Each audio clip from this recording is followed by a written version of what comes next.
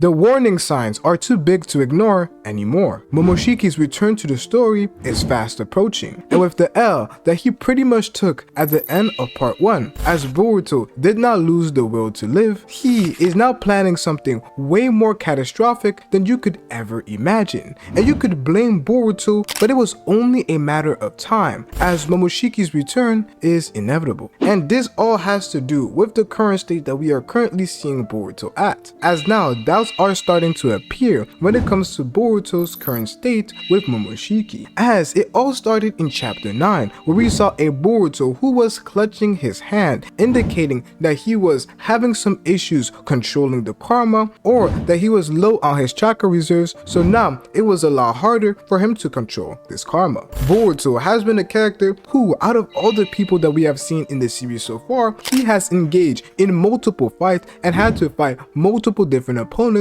and use the most chakra out of everybody that we have seen, from fighting Code to then fighting the Senshu to then fighting Mitsuki, Kawaki, and during all this time using high level moves, lightning style, the flying Raijin, which he is not the best at, and he only was able to catch a break after he went back to his base, and during that time when he needed a break, he was shown having issues with the karma as he was clutching it. And later on in the chapter to come, even more hints are being given, as we are literally seeing a Boruto who has a hard time controlling the karma when Kawaki activated his, causing him to flee and not engage in a fight, which could have ultimately led to Himawari and Sarada being devoured. And this is why we were seeing Boruto show a lot more emotion. I wouldn't say that Boruto is scared to fight or he is afraid, but there's definitely a lot more anger that Boruto is starting to display. When Boruto was fighting somebody like Code, the person who literally led to his master being turned into a tree, and one of the reasons why Boruto is working so hard, coming back to the village and dealing with the Shinshu and dealing with the Ten Tails, one of the reasons why Boruto is doing all of this is because of what Code did to his master, and he feels like he is obligated, at least to Sarada, to bring Sasuke back, as Sarada was the one who sent Sasuke his way, ultimately missing out time that she could have been spending with her father Sasuke. But during that fight versus Code, although it would make perfect sense that we see a Boruto who is mad and angry and trying to kill Code, we didn't see that. We saw a Boruto who was calm. It was literally a Sasuke level of attitude that we saw from Boruto, and it made a lot of sense because Sasuke is the one who trained Boruto during the time skip. In the way that Boruto fought, in the way that Boruto thought, and the way that Boruto was drawn, even when he was using his Uzuhiko, Boruto was rational and very calm, even though this was a pretty intense fight and Boruto had to deal with Code in the fastest way possible while harboring a lot of hate, especially because Code had defeated him in the past, in a fight where Boruto had his sword broken,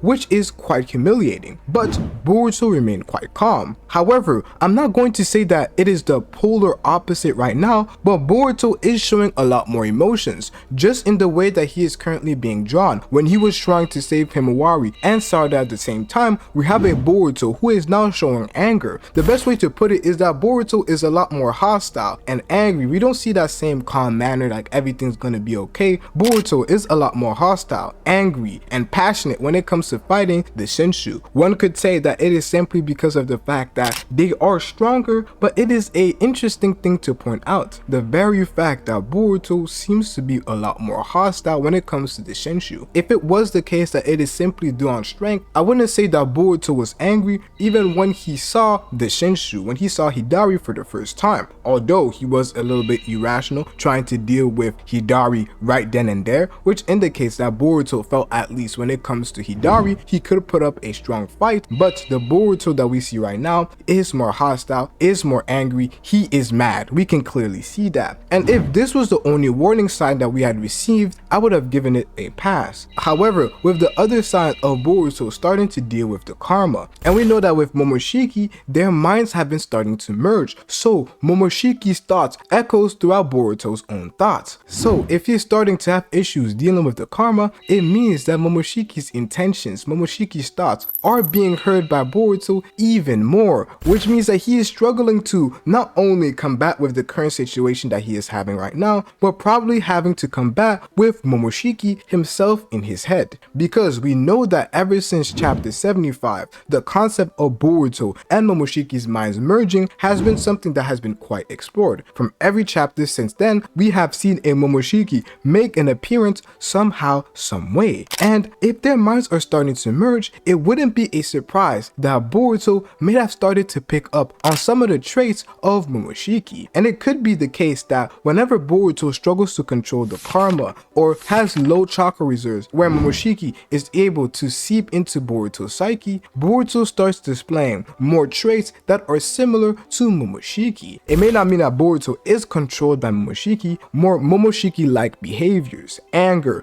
hostility, a bloodthirsty-like nature. This could be something that Boruto starts to display as he struggles to deal with the karma. And that's the current situation that we are seeing with Boruto when it comes to the way that he is currently dealing with Momoshiki. It is a Boruto who is more hostile and angry, and I really wonder what the approach is going to be for an exhausted Boruto versus Hidari. However, when it comes to Momoshiki's situation, it is even more interesting because we have to discuss exactly what state Momoshiki finds himself in. We talked about Boruto's current situation, so now let's talk about Momoshiki. We know that for some odd reason, there are people who still believe that Momoshiki cannot take over Boruto's body. That is not the case. Momoshiki can no longer resurrect in Boruto's body, but he can still take over Boruto's body, like the Borushiki that we have seen time after time. We literally saw this take place in chapter 78, where Momoshiki literally freed Kawaki, who was being pursued by everybody and was being checkmated, to later on allow the omnipotence to happen between Kawaki and Ida. Because after Boruto believed that he had dealt with Momoshiki, where he was resurrected and Momoshiki thus could no longer ever resurrect in Boruto's body, we had a Momoshiki who literally told him his plan. He wants to make Boruto despair so much that he can push him to the corner of his psyche, and Boruto would no longer want to live, where Momoshiki would then on live the life of Boruto Uzumaki. Well, and that's what Momoshiki was trying to do by the end of part 1. So there are two possible routes, because Momoshiki is not just going to take over Boruto's body to accomplish nothing. There are goals that Momoshiki is trying to accomplish, and there are two routes that Momoshiki could accomplish this goal, which is to not only gain some level of control and be able to enact his will, but also be able to plant and obtain and eat a chakra. This is what Momoshiki is trying to do, and there are two routes for him to be able to do it. The first route is one that I've already been discussing, which is to lead Boruto to despair so much that he loses the will to live. This could be achieved by killing people around Boruto and continuing to ruin and tarnish Boruto's reputation. That is a path that Momoshiki could try to do. However, if Momoshiki is to do so, there are a few ways he can do that. First, it would be to start killing a lot of people around Boruto, to the point where Boruto himself realizes that he has nothing to fight for, thus loses the will to live. However, Momoshiki did try something quite similar near the end of Boruto part 1. With the omnipotence, we had a Boruto who literally was the enemy of everybody he once believed to be his friend, but it didn't work. So if Momoshiki still has this plan, he could still go down the first route. However, there must be a backup plan or a secondary plan that Momoshiki has started to develop, in which he has to find a different route in not just causing Boruto to despair, in finding a backup plan in which he would no longer need Boruto. And the second route that we are going to be discussing is Momoshiki potentially finding a new vessel, just like what Boruto and Kawaki had planned to do in the beginning, where Boruto would plant his karma onto Code and thus be reborn onto Code, who was a candidate who survived the karma ritual, and through some miraculous events, I wouldn't even call it a miracle, he got the white karma, a defective karma. But Boruto disagreed with that option. Morally speaking, it wasn't something that Boruto could align with. And we later had a Boruto who had to deal with that issue and be killed by Kawaki. However, Momoshiki doesn't have that moral issue. And if Momoshiki is to see and decide that, yeah, Boruto taking over his mind really is not going to be a possibility, then it must mean that he is looking for a different different option. If Boruto was able to plant his karma onto somebody else and thus be reborn into that person as Boruto, then Momoshiki could do the same, because ever since the merger process, Momoshiki and Boruto are starting to become one, and after those 3 years, they should have already become one to a certain extent. So if Momoshiki is to take control of Boruto's body, he should be, in theory, I don't know if this is confirmed or not, but be able to plant his own karma with his own genetic information. He used his genetic information to save Boruto from dying by restoring parts of Boruto's body. This is what Momoshiki was able to do. So if he is still just a soul in Boruto's body, but yet is able to have a genetic influence on Boruto and the people around him, then it must mean that he should be able to pass on his karma to somebody else. And this doesn't have to just be Code, maybe the Shinshu, and that's why I'm very interested to figure out what Momoshiki's reaction is going to be to the Shinshu, because this seems like something that is never supposed to be happening. The Shinshu, the divine tree, is supposed to cause an Otsutsuki to evolve, but not the opposite. A Otsutsuki like Code, who has Ishiki's DNA in his karma, is not supposed to cause the 10 tails to evolve. So we have an abomination here. However, Momoshiki could use that to his advantage, and by defeating maybe one of the Shinshu, could be Bug, could be Moegi, could be Jiro himself, he could find himself the perfect vessel, in the sense that, yeah, there could actually be Otsusukis. We literally have a Jiro who is flying up in the air, and Otsutsuki traits. Yes, we have seen other people like Onoki who have been able to fly. It is quite interesting that the 10 tails that was influenced by Otsutsuki DNA has transformed and has now been able to fly. So it wouldn't be wrong for us to think that these guys have Otsutsuki DNA, and if they have Otsutsuki DNA, it is not out of the possibility for Momoshiki to make them his vessel. And if Momoshiki makes one of the Shinshu their vessel, this is going to be something that is quite interesting, and that's why I can't wait to see what Momoshiki's reaction to the Shinshu is going to be. So now that you guys have heard my thoughts and predictions over the past few videos that have already been released, I put out a community post asking you guys for your own predictions, and there's 3 in particular that I want to discuss in the latter stages of this video.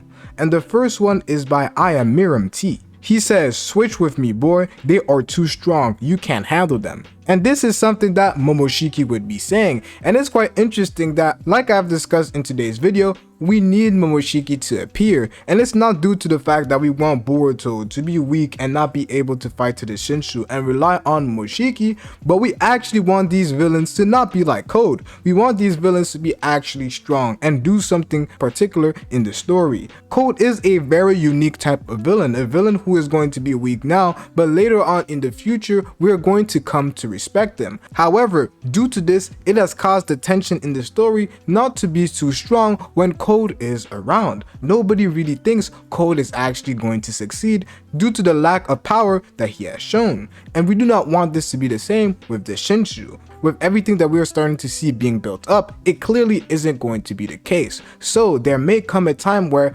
Boruto is fighting one of the Shinshu, whether it be Hidari or Jiro. There is going to be a time that comes where Boruto is not going to be strong enough to face them. And the perfect scenario for us to have is to have another villain pop up and deal with the Shinshu, not in a way where they are dealt with and they end up dying, but we have a Momoshiki who is taking over Boruto's body and is able to go toe-to-toe with the Shinshu.